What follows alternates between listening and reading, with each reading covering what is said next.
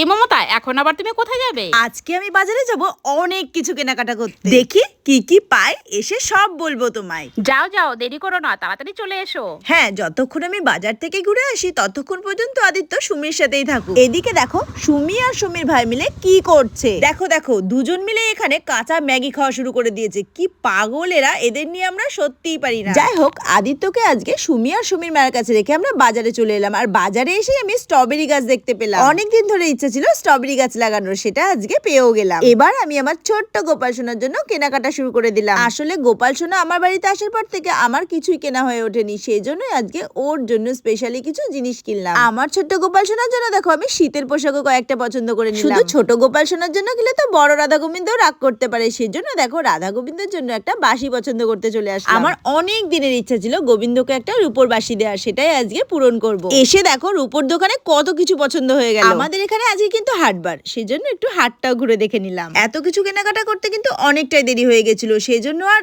একটুও দেরি না করে ওদের 3 ভাই বোনের জন্য স্পেশাল কিছু খাবারও নিয়ে নিলাম। আমি বাজার থেকে আর কি কি কিনলাম সেটা তোমরা পরের ভিডিওতে অবশ্যই দেখতে পাবে। আজকের মতো টাটা, সবাই খুব ভালো থেকো।